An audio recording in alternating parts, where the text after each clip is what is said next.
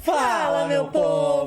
Mais um vídeo batendo papo sobre nosso trabalho, nossa vida, universo e tudo mais. Aquele rolê que as pessoas gostam de saber, né? Querem saber mais do nosso trabalho.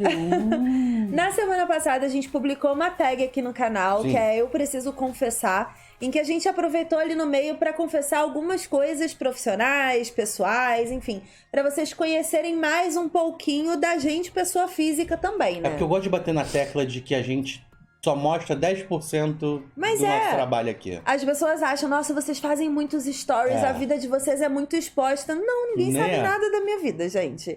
Tá tudo ótimo aqui na minha vida.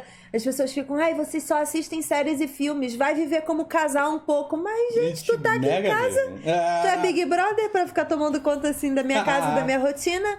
Então a gente pediu lá no Instagram, semana passada mesmo, para que vocês fizessem perguntas sobre a nossa carreira profissional. Coisas profissionais, o que vocês gostariam de saber e tudo mais. E hoje a gente vai responder para vocês. Eu não vi nenhuma pergunta, você viu? São legais? Não, eu só abri aqui, ó. Tanto que eu nem printei nada. Tá aberto aqui na tela, nem olhei pra cara dele ainda não. Eita, Brasil. Lembrando que todos os conteúdos daqui do nosso canal são um oferecimento do nosso clubinho do YouTube. Para você se associar ao clubinho, basta clicar no botão que tem aqui embaixo do vídeo de Seja Membro. Assim é muito intuitivo, muito automático. O YouTube meio que vai te ensinando como fazer. O valor é fixo mensal. E se por acaso você for usuário iOS, se você tiver um celular da Apple ou alguma coisa parecida com isso, você não consegue fazer pelo botão. Você tem que fazer pelo link que tá na descrição do vídeo. Tá escrito lá, Seja Membro por iOS. Eu não sei... Gente, deu um negócio aqui no cílio. Não tô acostumada a passar maquiagem. Aí passa um rímel, eu já fico toda errada. Você tem que fazer essa associação do iOS porque o YouTube segrega, não entendo por quê. Mas é muito fácil, o valor é fixo de R$8. E se por acaso você não tiver cartão de crédito, você pode se associar através daqueles cards do Google Play que vende na Americanas, no Submarino, seja onde for, ou pelo Google Rewards, que é um aplicativo muito legal que você baixa e você responde algumas pesquisas do Google e vai acumulando uns dinheirinhos ali dentro que você pode converter para os canais dos seus criadores de conteúdo favoritos aqui no YouTube. Boa! Isso é muito legal, né? É maneiro mesmo. Enfim, venham todos. Essa semana entrou uma galera aqui no clubinho do YouTube. Boas-vindas a todos vocês. Obrigada pelo apoio, obrigada pela crença no nosso trabalho, isso é muito valioso. Obrigada mesmo. Vamos começar. Muitas perguntas, Pandamentos. Vamos lá. Já vai deixando aqui na descrição, aqui nos comentários, perguntas que vocês queiram que a gente responda num próximo vídeo, alguma coisa assim. A gente pode ir respondendo aqui mesmo, nos comentários. É... Com o tempo, assim, a gente vai respondendo nos comentários. Eu fiquei como se tá gravando? A pessoa acostumada com live já fica um pouco confusa. Vamos lá. Adri Luquezzi falou o seguinte: como vocês decidiram seguir esse caminho? Teve muita gente que perguntou exatamente essa mesma pergunta, só que com outras palavras. Foram alguns passos, né? Porque não é uma pequena decisão. Foram diversas decisões que fez com que a gente tomasse esse caminho de estar aqui no YouTube. Porque assim, quando o blog nasceu em 2011... Ele nasceu já da minha insatisfação com o mercado de trabalho, já da insatisfação também do Panda com o mercado de trabalho. E aí, conversando, eu falei, eu queria um blog, ele me ajudou, e aí foi indo, e a gente fez o blog. Na verdade, era pra eu escrever nesse blog, ele tava só me ajudando a criar realmente. Tecnicamente, mas não tinha nenhuma intenção a longo prazo de ganhar dinheiro. Tanto que meu blog, por 2 anos, ele foi desmonetizado, assim, ele... Tinha zero intenção de ser profissional. A intenção era que as pessoas chegasse das pessoas.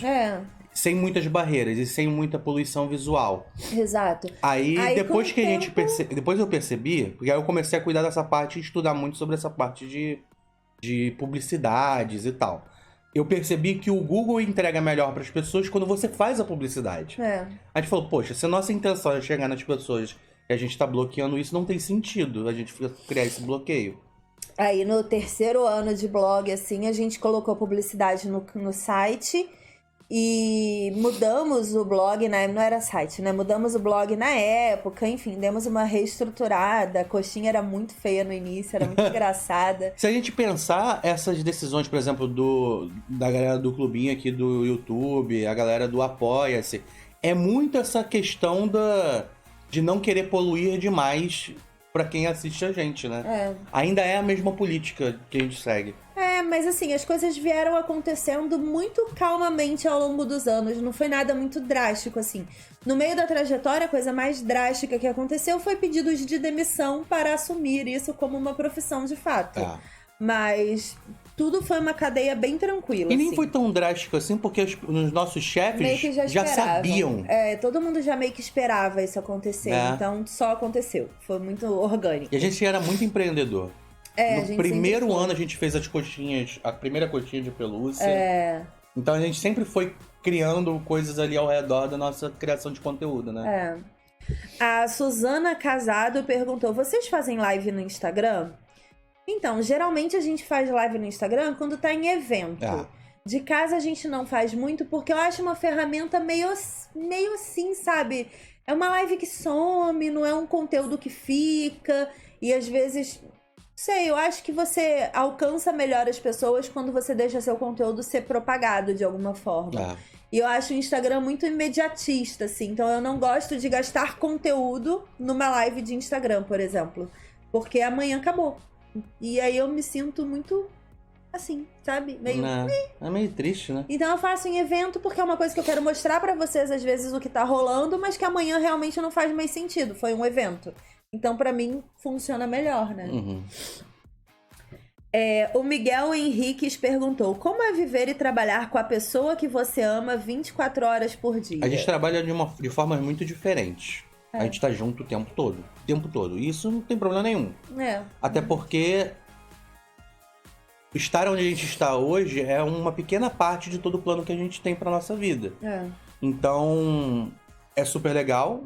É super divertido, mas a gente trabalha muito diferente. Eu trabalho muito expansivo no meu ambiente aqui, porque eu tenho que ficar no meu ambiente porque eu sou mais expansivo do que isso. E a Cris trabalha focada na dela. Eu não consigo trabalhar tão focado assim, não. Mas eu trabalho de uma forma muito ordeira, assim. Eu tenho um procedimento na minha cabeça de trabalho e ele funciona muito bem. Tanto que a gente trabalha até realmente em área separada aqui, pra cada um ter o seu espaço e ter um momento seu, né? Então é junto o tempo inteiro com a pessoa que se ama, mas ao mesmo tempo não é. A gente tem bastante momentos individuais, assim, dentro do trabalho. Agora, em termos de intimidade, é bem difícil, assim, você entender como funciona. Não é algo automático e orgânico, porque a intimidade faz com que você haja dentro do trabalho de uma forma que você não agiria numa empresa, por exemplo. Então eu lembro no início que eu falava bastante, assim, eu pedia um feedback pro Panda de alguma coisa, aí ele me dava, eu falava assim, não, mas responde pra mim como você responderia se eu fosse sua colega de trabalho numa empresa. Não sendo sua esposa, a resposta muda. Automaticamente.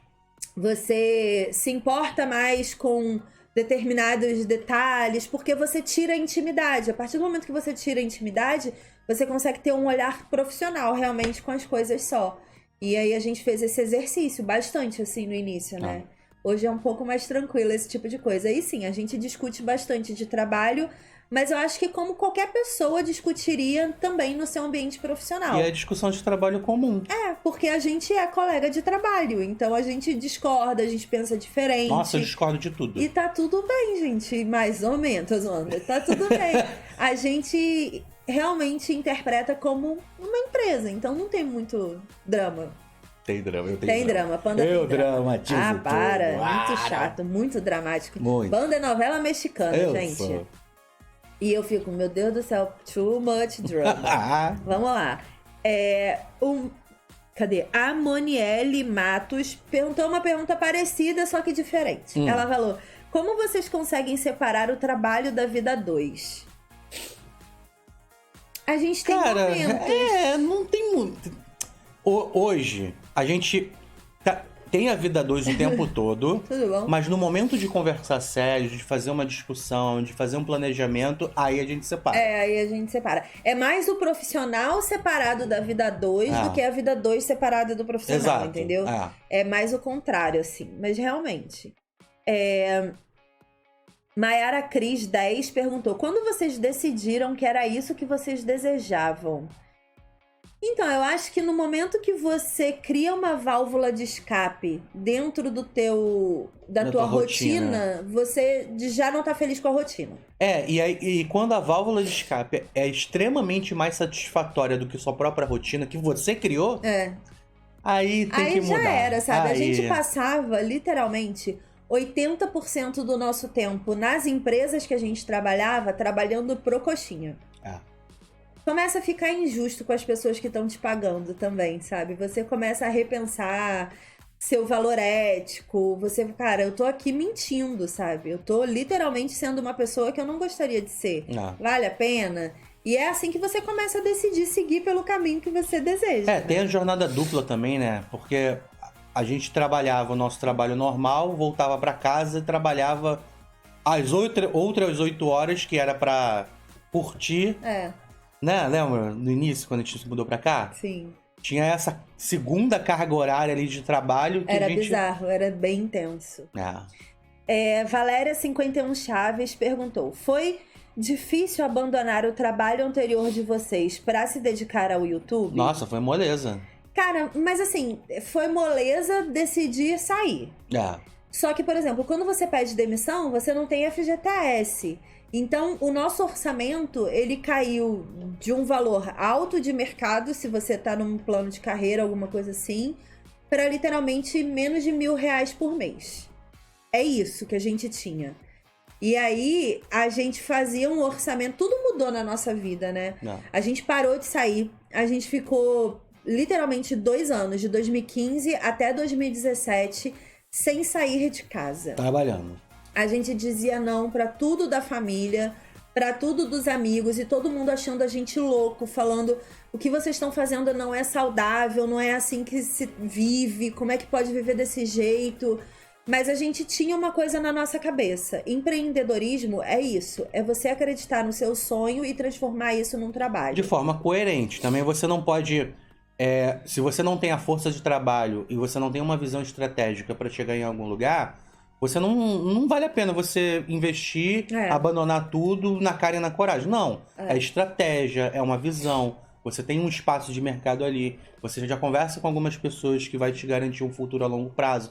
Então você está conquistando o mercado. Se você tem a capacidade disso, que não é fácil, nós dois juntos, cada um de nós tem mais de 10 anos de mercado de trabalho. Sim. Então a gente sabe como uma empresa funciona. Sabe como significa a burocracia e mesmo assim, a gente cometeu muitos erros, Exatamente. Tá, gente? A gente acreditou em pessoas que não eram para ser acreditadas. A gente investiu em coisas que não era para ser investido. O início de empreendedorismo é muito complicado. Você se arrisca muito, você se dedica muito. E eu gosto de falar dessa história de que a gente tinha um orçamento de menos de R$1.000 por mês, porque éramos nós dois, 3 cachorros, contas para pagar e comida para nós 2 e 3 cachorros. Isso tudo com menos de R$1.000 por mês. Isso sem contar que a gente criava conteúdo pra internet. Na época a gente não fazia live ainda. Exato. Porque não ia ter como fazer realmente por conta de orçamento nem nada disso. Hoje a gente gasta esse preço no mínimo de R$1.000 com lives. É o que a gente investe com internet pra fazer live. Até mais um pouco hoje. Até mais agora, porque agora a gente faz mais. Só que, sério, é o que eu sempre falo, assim, você não tem noção do que é se dedicar se você não se dedica. Sim. A gente foi chamado de louco por todo mundo. E hoje a gente tá aqui. Ah, a gente tá rico, abonado? Não, claro que não. A gente tá 0 rico, 0 abonado. Só que a gente conseguiu construir uma base de subsistência com o nosso próprio conteúdo que mantém a existência do que a gente acredita, que é o Coxinha Nerd. Subsistência e relevância também, né? Porque quando você é correto, você faz o seu trabalho direitinho, Sim. Você responde com coerência.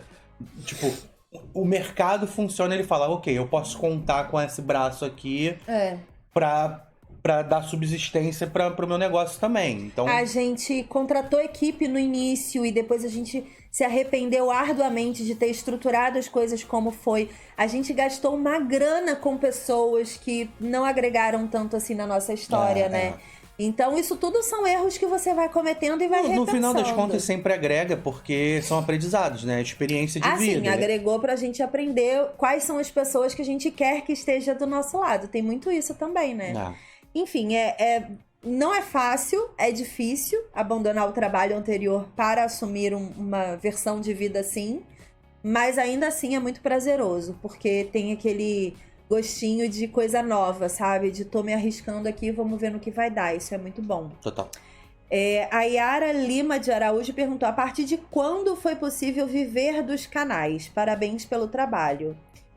Então, eu gosto muito de evitar os termos viver de YouTube e viver de internet. É porque não existe isso. Não existe isso. Quando você é empreendedor, você não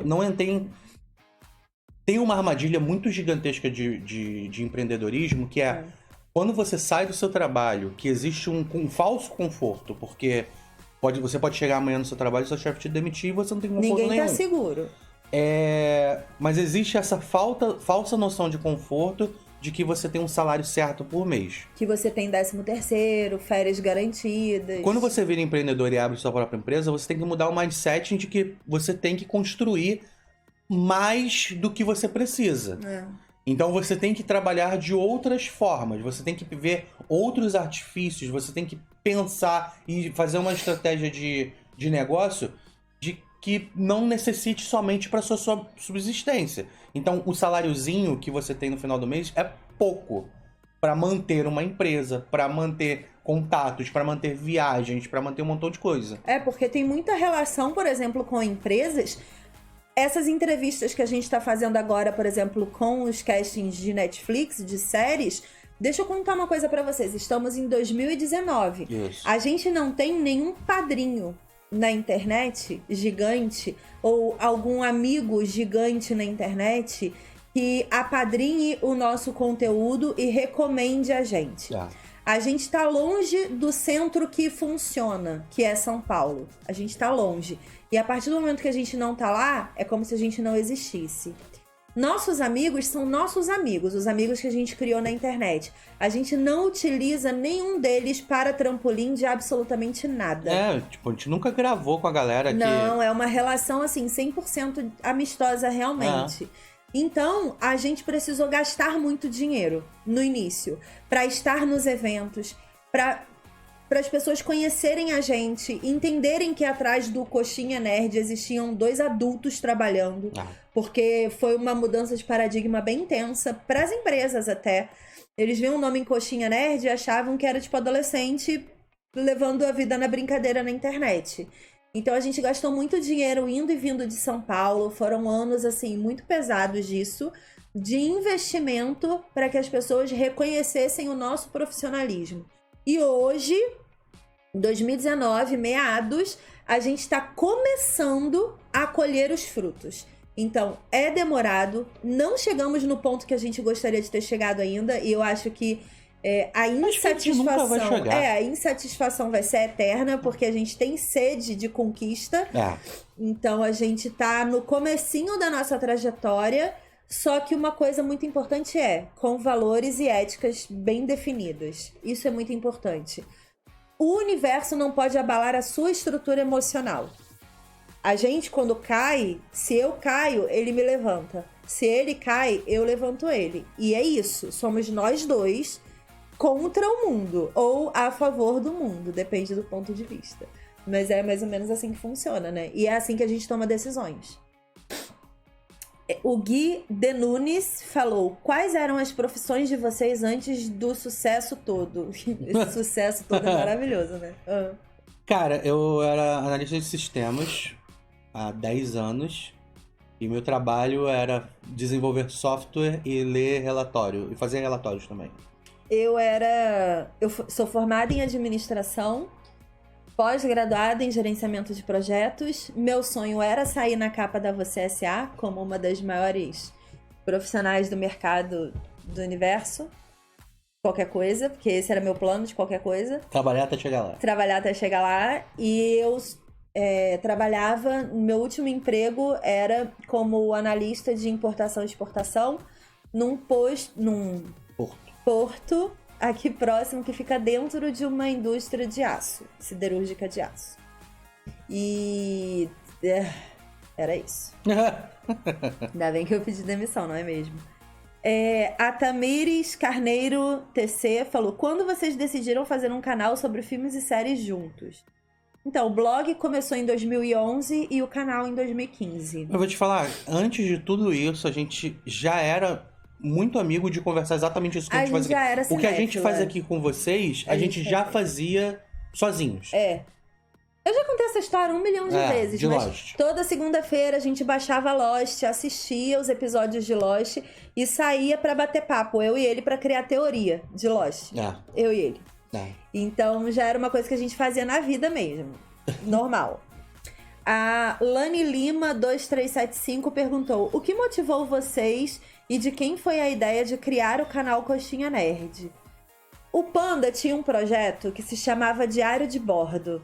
Ele saía pra beber com os amigos e ele fazia tipo uns podcasts. Isso era um jovem adulto que tava começando a sair. Jovem adulto. Aí ele gravava isso como podcast, assim, e a ideia dele era botar na internet. Ainda bem que nunca botou, não é mesmo? Nunca botei. Que era o caos aquilo ali. Começava como? Diário de Bordo. Bêbado já. Não começava bêbado. Não começava bêbado. A ideia era do mostrar programa a progressão. era ver a progressão alcoólica de acordo com os acontecimentos da Que night. saudável, não é mesmo? Ué. Aí, lá pelas bandas de 2009, 2008, 2009, eu quis criar um blog. E aí eu falei com o Panda. E aí eu criei um blog chamado Crisgo. Eu me achava muito, não que... Mentira. Não, porque a Cris... Todo mundo perguntava muita coisa pra Cris. Sempre perguntou várias muito. coisas. Tipo, vários acontecimentos... De qualquer coisa. De qualquer coisa, né? Eu era tipo um Google de pessoas. Um Google ambulante de pessoas. E as pessoas não procuravam no Google até hoje. As pessoas vinham até mim. Ela falou: Cris, inclusive, muitos de vocês fazem isso. Fica a dica. Que dá pra jogar no Google e não vai. Exato. Aí ela criou o Crisgo, que era a Cris de Google. E aí eu escrevia textos de coisas que eu queria falar. Então eu escrevia de política, eu fazia poesia, eu escrevia umas paradas muito aleatórias. O que me dava na telha eu escrevia. Você tirou do ar o Crisgo? Graças a Deus. E aí eu comecei a escrever sobre séries e filmes, porque era 90% da minha vida aquilo. E eu falava, cara, eu vou escrever isso também. Comecei a escrever. E isso em 2009, aí tomou por aí. Do nome. Aí eu comecei a achar aquele nome muito feio. Crisgo, nossa, que coisa horrorosa, gente. E aí comecei a pensar num nome. Demorei 2 anos pra chegar ao Coxinha Nerd. Criei o Coxinha Nerd por conta da minha mão, porque toda vez que alguém me perguntava alguma coisa eu ficava sem paciência. Eu fazia, mas gente, eu tinha mania de fazer isso com a mão. Aí eu tinha uma amiga, Sandra, que dizia que a minha mão parecia uma coxinha insuportável que ficava corrigindo as pessoas. E aí nasceu o Coxinha Nerd. Mas eu vou dizer uma parada que eu acho que eu nunca falei na internet. Hoje, 2019, se eu fosse criar um blog ou um canal do YouTube, eu não utilizaria o nome Coxinha Nerd. Por mais que eu tenha um apego à marca e um apego à mascote, dá muita dor de cabeça esse nome. Tem muita gente que tem preconceito com o nosso conteúdo sem conhecer por causa do nome do canal. E eu acho isso de um absurdo tão grande que eu não escolheria. É nesse momento que alguém vai nos comentários e fala assim: caramba, eu não sabia que o nome coxinha era por causa da coxinha salgado. Mas por conta da coxinha salgado. Na verdade, a coxinha é mão da Cris, né? Nem salgado. A Jessie Freitas perguntou: como surgiu a ideia de ser criador de conteúdo? Jess, eu vou te devolver com uma conclusão. Todos nós somos já, desde que a gente nasce. Na vida, sempre que você conversa sobre alguma coisa com outra pessoa, você está criando um conteúdo ali. E sempre que você tem alguma dúvida, ou alguma ideia, ou algum acontecimento e você coloca na internet, você está contribuindo para guardar de alguma forma todo o conhecimento da raça humana em algum lugar. Exato. Porque então, não vai ser, teoricamente, não vai ser apagado nada do que você faz. Então, todos somos criadores, sabe? Se tiver uma máquina daqui a, sei lá, 3.000 anos que leia todo o conteúdo da internet e queira contar a história da humanidade, você vai fazer parte disso. Todos nós somos criadores de conteúdo e profissionalmente foi uma coisa que veio acontecendo, como a gente já falou. O Nando L. Moreira perguntou: quando vocês se deram conta de que as pessoas estavam se identificando com vocês? Cara, isso é muito doido. Isso é uma coisa que vem acontecendo, não é uma parada que acontece da noite pro dia. Demora, isso até demora. Porque assim, quando você começa a criar conteúdo profissionalmente, você quer esse reconhecimento, você alseia esse... Você deseja esse conhecimento, esse reconhecimento logo. E aí demora pra acontecer. Porque é uma conversa entre duas pessoas, né? Sempre. Você tá expondo as suas ideias e você não tem ideia de como uma pessoa do outro lado recebe aquilo. Então, no início te preocupa muito, depois deixa de te preocupar, depois você faz só o seu, e aí depois você começa a ouvir alguns feedbacks, e aí depois de ouvir o feedback e fazer um terceiro conteúdo, que começa a existir o reconhecimento. Mas, vou te dizer, eu acho que influenciar pessoas e gerar identificação das pessoas é uma coisa que todo mundo tem. Não é uma característica de criadores de conteúdo de internet. Eu, por exemplo, falo com o Panda que a minha primeira noção de influência foi uma vez que eu tava na escola, eu tava no 2º grau, e eu acordei, meu uniforme era calça jeans e blusa branca da escola, que tinha só o embleminha aqui. E aí eu tinha umas crises de criatividade, assim, muito aleatórias na minha adolescência. Não era o tempo inteiro criativa, mas eu tinha pontos focais aleatórios de criatividade. E aí eu virei pra minha mãe, desci pra tomar café assim um dia com a minha calça jeans do lado avesso. A minha mãe olhou e falou: tudo bem com você? O que tá acontecendo? Aí eu falei: eu vou assim pra escola hoje. Cara, minha mãe, eu não sei se por falta de paciência, porque não, eu não é. A tua mãe é pisciana. Ela falou: tá, sabe, só vai. E eu fui pra escola com a calça jeans virada do avesso. Não faço ideia do porquê. Até hoje não sei por que eu fiz isso. Mas fui com os bolsos pra fora, assim? Não sei porquê. Mas não eram aquelas calças jeans, é porque calça de menina, geralmente, por dentro, era estilizada diferente. Tá. Então, geralmente, não era aqueles bolsos soltos, assim, era um bolso costuradinho, era uma calça decente. E aí, eu fui pra escola com a calça jeans do lado do avesso. E no dia seguinte, todo mundo tava com a calça jeans virada do avesso. Caraca. Boa parte das pessoas, na verdade, não todo mundo. Mas foi aleatório. Ninguém me perguntou por quê, ninguém me perguntou qual era aquela calça, que poderia ser uma calça que eu comprei assim. Mas não. As pessoas viraram suas calças do avesso no dia seguinte e foram assim também. E naquele dia eu tive uma noção de que às vezes quando você faz alguma coisa, pessoas te imitam e você influencia. Não existe diálogo pra isso acontecer. Mas sabe o que eu acho que o grande combustível da influência, independente de ser na internet ou na vida real, até porque hoje a internet é mais vida real do que a própria vida real, é você ter certeza sobre aquilo que você fala e o que você faz. Você passa uma segurança e as pessoas querem ter aquela segurança de volta. Exato. Hoje, quando a gente fala de uma série, fala assim, cara, aposte nessa série que essa série é legal. E a pessoa fala, tá bom, me convenceu. E ela vai assistir. É por segurança, sabe? Tipo... E às vezes a pessoa volta pra gente e fala assim, caraca, eu não gostei dessa série que vocês recomendaram. E a gente fala, tá tudo bem. Eu gostei. Eu só tô falando dela porque eu gostei. Eu não tô falando porque você tem que gostar. Essa é a diferença, eu acho. E é assim que as pessoas começam a se identificar com você. Porque se torna uma conversa leve e saudável. E não uma exigência de somos parte de uma seita que gostamos de... Não é assim que funciona, sabe? E Panda, sinceramente, eu trabalhei com ele 2 anos antes de trabalhar em outra empresa e tudo mais. E ele é uma pessoa que sempre influenciou pessoas também com opinião, com jeito de ser. Até a gargalhada dele tinha gente que imitava. Então, eu acho que é meio que natural da vida, assim, você ser desse jeito, sabe? É verdade, né? No trabalho a gente mudava várias ideias. Várias ideias. Então, é muito natural, assim, você ser uma pessoa que transforma. É só você querer ser essa pessoa que transforma. Então, influenciar e gerar identificação depende mais de você do que de quem tá se identificando. Boa. Basicamente é isso. Várias perguntas semelhantes de quais horas do dia vocês assistem série, como vocês se dividem e organizam para assistir tudo e produzir os conteúdos, como vocês organizam seus horários, fazer vídeos, assistir séries, dormir. Muita gente perguntando sobre rotina. A gente já tem alguns vlogs aqui no canal, eu vou deixar os links aqui na descrição pra vocês, de que a gente fala sobre rotina e tudo mais. Mas assim, hoje a gente faz questão de garantir pelo menos 8 horas de sono. Fomos dormir meia-noite, 8 e pouca da manhã a gente acorda.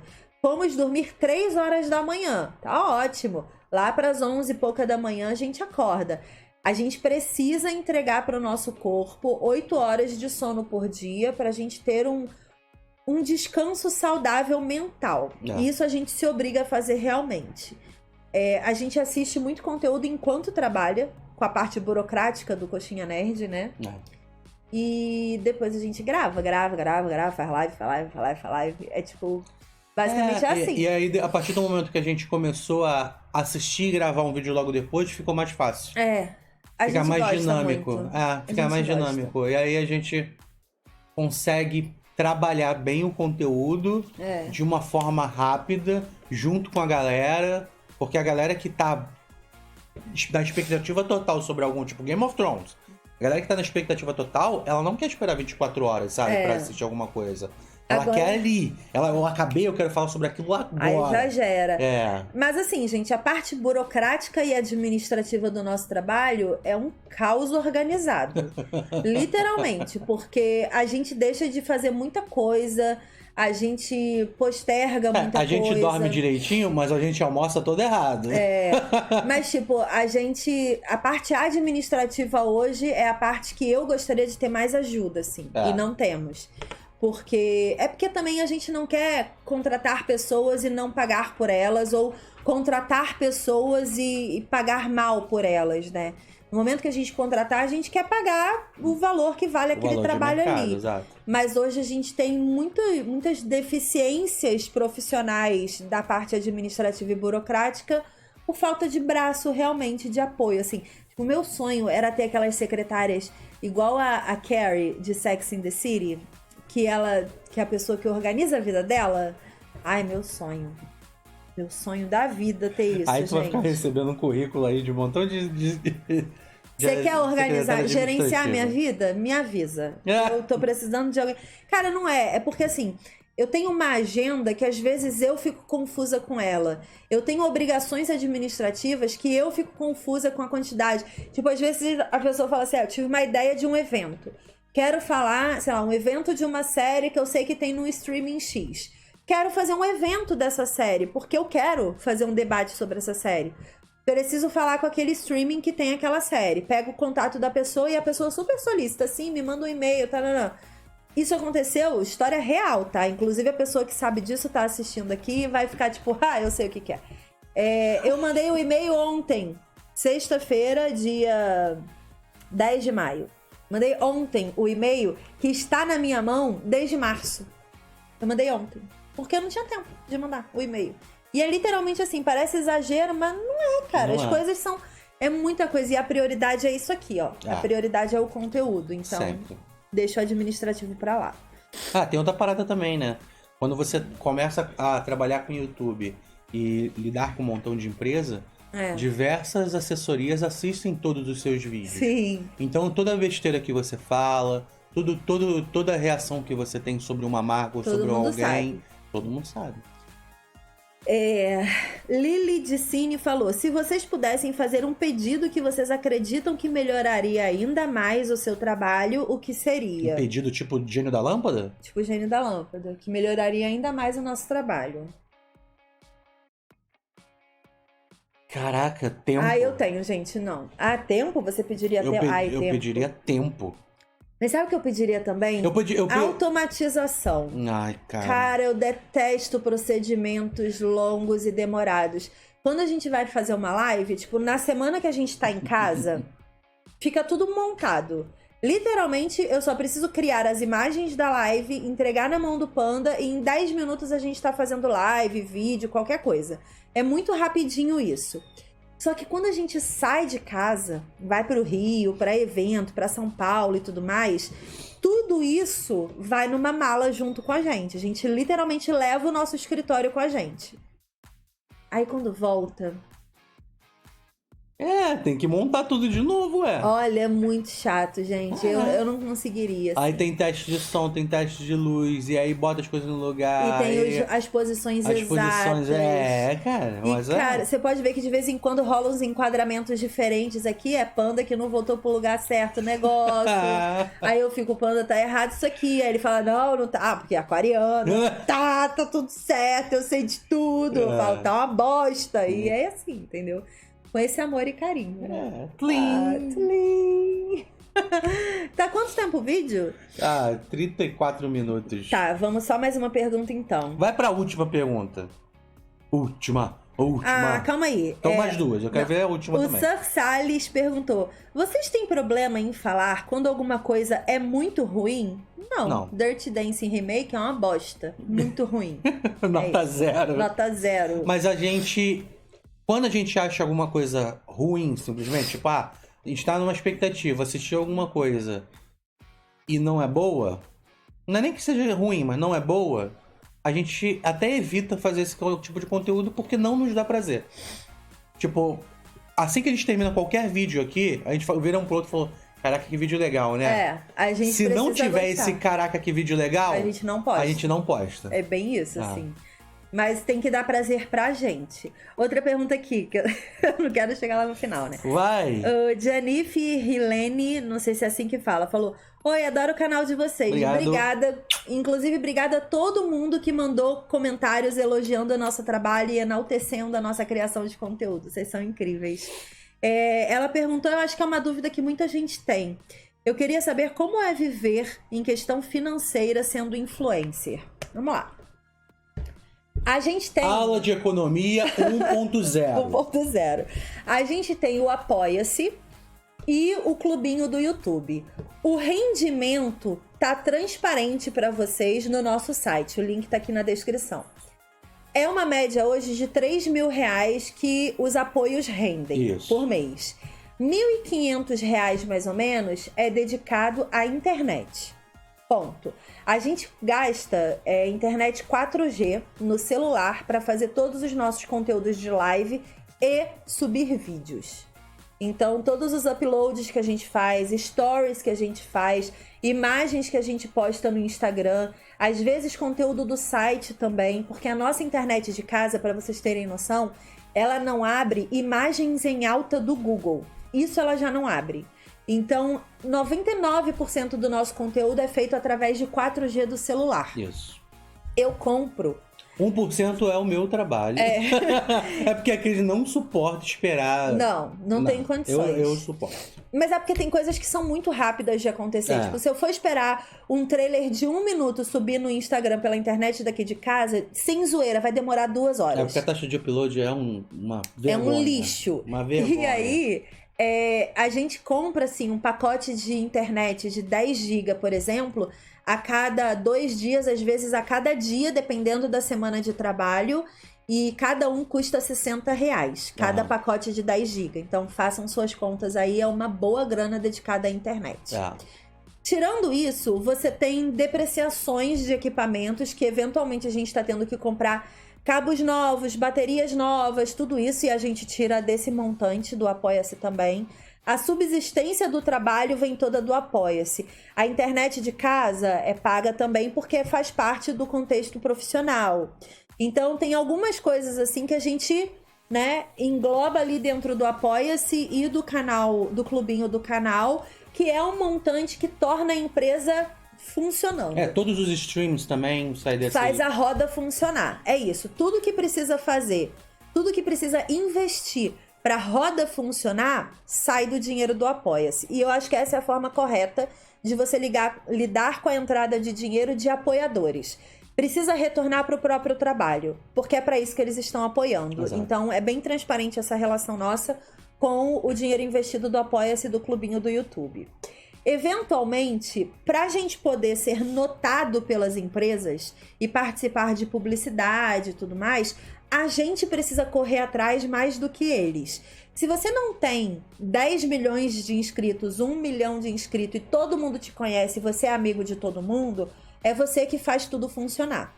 Então a gente manda projetos semanalmente para várias empresas, ideias que a gente Reuniões tem. por Skype ou Exato. por Hangout. A gente, por isso que de vez em quando a gente fala, ó, estamos na rua, não vamos conseguir postar vídeo agora, vai ser mais tarde. Porque às vezes as empresas demoram a abrir a porta para você e quando ela abre você tem que estar lá. É. Então você é meio que literalmente todas as pessoas dentro da sua empresa e você faz tudo. Você elabora o projeto, você vende o projeto e você é a cara do projeto quando ele acontece. Então, a parte financeira de ser influenciador digital ou ser criador de conteúdo demanda organização. Se você não souber colocar cada coisa na sua caixinha, você vira uma bola de neve sem dinheiro. Isso. Sempre. Isso. Porque o dinheiro é instável, os investimentos são instáveis e, principalmente, você precisa investir muito no seu trabalho para ele acontecer. Mas quando você transmite verdade no que você cria, e você, tipo, a galera do Apoia-se em peso, e acredita no nosso trabalho, investe o tempo deles, está sempre assistindo, está sempre acompanhando, e quer ver a gente crescer, Sim. você transforma um pouco a visão de criação de conteúdo. Porque você não cria aquilo para uma internet vazia ou para alguém que não reconhece seu trabalho. Sim. E é como se fosse um empreendedor de uma startup. Você dedica muito seu tempo, muito seu trabalho, o dinheiro não vem pro seu bolso e você está sempre reinvestindo. É reinvestimento. Fazendo capital de giro para conseguir mover as engrenagens desse jogo. Sim. Para fazer alguma mudança. Sim. E é isso que a gente está fazendo, sabe? E uma a startup gente... de comunicação, querendo ou não. Exatamente. E a AdSense, por exemplo, que é o conteúdo, o valor de rendimento espontâneo dos nossos conteúdos é muito baixo. É muito, muito, muito baixo o valor e é impossível viver da renda gerada, assim, a não ser que você tenha, claro, 1 milhão de inscritos, 2 milhões de inscritos. Mas mesmo aí assim... você consegue... Não, mas você consegue... tornar pelo menos aquilo ali meio que autossustentável. Não, o que eu vejo hoje, que assim, existe um vício de mercado que é esse negócio da visão de 1 milhão, 2 milhões de inscritos. Os milhões de inscritos, o mercado ficou viciado nisso da galera. Só que o que eu percebo é que existe um grande percentual dessa galera milionária que eles não têm a sagacidade de querer transformar o mercado onde elas trabalham. Elas fazem o delas, recebem uma grana maneira, junta, faz um investimento que alguém administre isso e elas focam em apenas fazer os vídeos delas. O nosso trabalho não é fazer vídeos. Nosso trabalho é se comunicar. Se a gente tem uma dificuldade, por exemplo, o mercado mudou, as pessoas não assistem mais Netflix. Isso é um problema. Cabe a pessoa que está empreendendo na comunicação de séries e de filmes tentar ver isso como uma oportunidade para mudar esse mercado. Sim. Esse é o papel do empreendedor. Ter 1 milhão de inscritos não significa que você é um empreendedor naquele mercado de comunicação. Eu acho que essa é a grande diferença da gente para as outras empresas e os outros influenciadores, sabe? É o que a gente fala sempre, assim, o nosso objetivo nunca foi ser celebridade. Exato. A gente é convidado às vezes para ir em evento só para estar. A gente geralmente não vai quando é evento assim. Do tipo, vem, pra quê? Pra vir. Só pra vir nessa festa aqui. A gente não sai de casa, cara, pra isso. Porque se não for pra gerar conteúdo pra vocês, que é o nosso trabalho, é o core do nosso negócio, a gente não sai de casa. Porque não tem muito cabimento, sabe? No ano passado, a gente foi... Tem 2 anos seguidos que a gente foi pro Sambódromo. Porque a gente tinha curiosidade, porque eu sou apaixonada por samba, e aí são outras questões. Só que eu lembro que teve gente que mandou inbox falando assim, mas vocês traíram o movimento, vocês foram pra rua.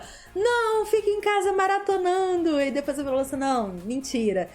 Se divirtam um pouco, esvazie a mente de vocês, porque vocês trabalham demais. Então eu acho que vocês... Mas depois de conhecer... Então, a gente foi a primeira vez, aí conheceu, aí ficou impressionado. Quando a gente foi a segunda vez, que não aí tinha já foi mais... chato. Não nem foi chato, mas foi comum. Foi mais do mesmo. Tipo, não aí agregou. Depois a gente não viu mais aí no sentido. terceiro ano, a gente não quis mais ir, sabe? Então eu acho que é muito assim. Você escolhe viver experiências na sua vida, só que quando o seu lado profissional tá gritando ali com você, você precisa pesar. E a gente pesa o tempo todo. A gente já recusou... convites de coletivas de imprensas e de entrevista por causa de live. Porque eu viro todo convite que a gente recebe de evento, eu viro pro Panda e falo assim: esse evento vai gerar alguma coisa importante pra gente em termos de conteúdo a longo prazo? Não vamos sair de casa. Sim, então vamos avisar todo mundo que não vai ter vídeo nem live hoje e aí a gente vai. A gente só sai de casa quando a gente entende que vale a pena sair de casa. E sabe qual é a mais maneira dessa história? Que até serve como um bom medidor e termômetro para o nosso próprio trabalho. Nossa! É que a gente tem saído bastante de casa. A gente tem saído bastante. E isso quer dizer que existe uma mudança muito grande lá fora, sabe? É. E eu acho que a gente tá sendo convidado para coisas que valem a pena a longo prazo para vocês. É. Então a gente tá investindo em relações nesse momento. Relações que vão trazer conteúdos de valor para vocês também. Isso é importante. A última pergunta é a do Gustavo KNTY. E ele perguntou: qual a pior parte? A pior parte? Eu acho que a gente tem visões diferentes da pior parte. Vou responder a minha parte aqui, porque a gente tem estilos profissionais diferentes. O Panda é muito impulsivo e vanguardista, e eu sou muito conservadora. Então, pra mim, a pior parte sempre foi aqueles meses que tava quase fechando o mês e eu não tinha certeza se a gente ia conseguir pagar as contas do mês seguinte. E aí, isso gera um transtorno mental para quem é correto, conservador, regrado e, sabe, pessoa... Boa parte aí dos signos de terra vai me entender muito bem. Terra, eu tenho meu pé, os dois, estatelados no chão. Eu vivo assim a minha vida inteira. Eu voo muito pouco, eu viajo muito pouco mentalmente. Então, eu preciso sentir os meus pés fincados na terra. E é isso que me dá energia vital. Cada um se energiza do que pode. Tanto que nesse período que eu tava nessas instabilidades financeiras e muito ansiosa por conta disso, eu pesquisei bastante sobre como resolver problemas de ansiedade, de complicações, de você estar se sentindo muito fora do seu eixo vital, o que você poderia fazer. E eu descobri o grounding, que é uma técnica utilizada em várias filosofias de psicologia e tudo mais, de que é você caminhar no chão de terra ou na grama, literalmente com os pés no chão. Mas não caminhado, tipo, tô caminhando aqui, aleatório e tudo mais. Mas é conectando a sua energia vital à energia vital do planeta Terra. Fazer uma troca de energia, né? Porque o planeta Terra tem uma energia muito forte e é um planeta que ele tem vários movimentos acontecendo em volta dele e ele mesmo o tempo todo, e ainda assim ele não é estável. Ele é instável. Então você precisa se inspirar no maior órgão vivo que existe no nosso entorno, que é o planeta Terra. E eu passei a fazer isso todo dia durante um tempo, assim. Eu descia lá embaixo no nosso quintal e ficava andando na grama, andando. Eu passava meia hora, uma hora lá embaixo andando e me conectando com a terra. E isso me tranquilizou muito, assim. Mas eu acho que em termos conservadores, como pessoa conservadora, é muito difícil ser empreendedor no Brasil e eu acho que talvez em outros lugares também, não tem como dizer. Mas é muito difícil você fazer valer a sua palavra, as pessoas acreditarem em você, se vender é muito difícil. Fazer autopublicidade é uma das coisas mais complicadas para quem é de terra, eu acho. A gente não gosta de aparecer, a gente gosta de só ter o nosso ideal traçado e seguir a nossa vida em paz. Esse é o princípio básico de quem é assim. Então eu aprendi bastante nesse período e hoje eu acho que eu sou uma pessoa muito mais conectada comigo mesma e tranquila com o meu trabalho, porque eu aprendi a lidar com as instabilidades. Mas essa foi a pior parte pra mim até hoje, assim, desse trabalho. A pior parte pra mim é a concorrência burra. Porque uma concorrência que gera uma competição saudável, tipo, vai estrear uma nova série. E aí a gente sabe que todo mundo vai criar conteúdo daquela série. E aí, nisso, você tem que sobressair, você tem que criar coisas novas. Isso é uma competição saudável, tá todo mundo ali em prol do mercado de comunicação e de criação mostrando que existem vertentes que às vezes nem todo mundo pensa. Saudável. Agora, picuinha, fofoquinha e briguinhas de Twitter e várias paradinhas, pra mim é uma competição burra, sabe? Porque não agrega em nada. Você não tá melhorando o seu trabalho, que é o principal, tem que ser focado nisso. Você não tá melhorando o mercado que você trabalha. Você não tá colocando combustível ali para que as pessoas melhore, né? cresçam, né? Psicologicamente e profissionalmente. Então, assim, pra mim, ter uma competição que não leva a lugar nenhum, que não te puxa pra você melhorar de alguma forma, ou pra outras pessoas melhorarem, é burra. Então, é uma perda de tempo gigantesca. Esse mercado que a gente vive é um mercado predatório como todos os outros. As pessoas realmente não sabem lidar com coexistência, eu acho. Existe muita imaturidade no nosso mercado de criação de conteúdo na internet. A gente, por exemplo, já foi queimado, muito entre aspas, porque você se permite ser queimado, né? Com empresas por outros criadores de conteúdo. E aí você fala assim, nossa, mas era inveja. Não, é imaturidade. É pior do que inveja. Porque a inveja, você é maduro, você sabe o que você quer e você tem inveja de quem tem mais. Não é isso, porque a gente tem menos. Não. A gente tem menos do que a maioria das pessoas do nosso ramo.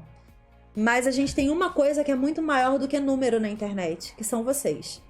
E toda vez que a gente encontra com vocês em público ou faz algum evento e tem algum criador de conteúdo, todos viram pra gente e falam, o que vocês têm é surreal.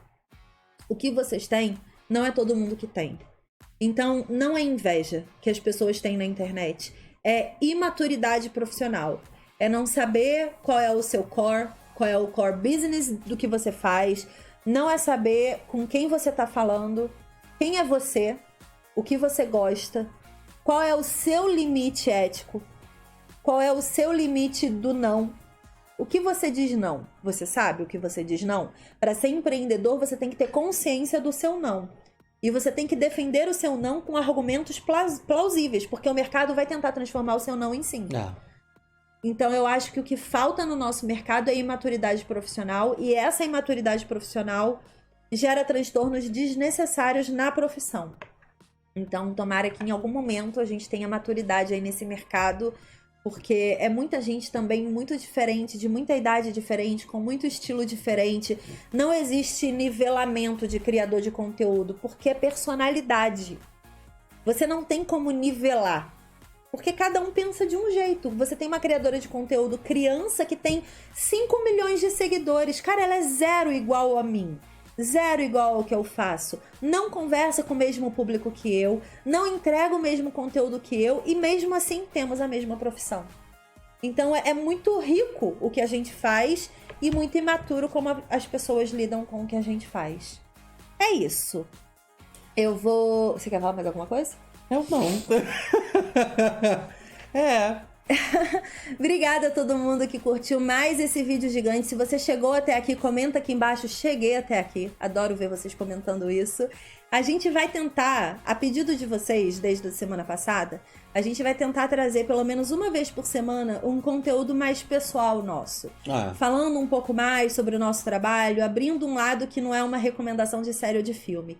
Então, deem dicas aqui nos comentários de conteúdos mais pessoais que vocês queiram ver aqui no nosso canal. E para de pedir tour pelo sítio. Para! Gente, mentira, a gente tá em obra, gente. Juro. A gente está em obra e eu não vou mostrar a obra pra vocês porque eu não sou Tassiele Alcolé pra ficar fazendo diário da reforma. De obra, não. Eu não tô tendo essa condição de fazer diário de obra. Se eu faço diário de obra, eu não faço live. Eu não faço a obra. Você tá entendendo que se eu fizer o diário de obra, eu não faço a obra? Você tá entendendo que durante as nossas lives a gente tem que botar todos a galera todos os pedreiros pra em fora silêncio? Pra gente gravar? A vida é complicada aqui nos coxinha. Mas, deixem aqui nos comentários dicas de conteúdos mais pessoais que vocês queiram ver aqui no canal. Beijo pra todo mundo e até a próxima. Tchau. Tchau. Ih, eu esqueci. Tá ótimo, Panda Mendes. De novo. Panda Mendes sendo aqui. Panda Mendes. Beijo. Tchau.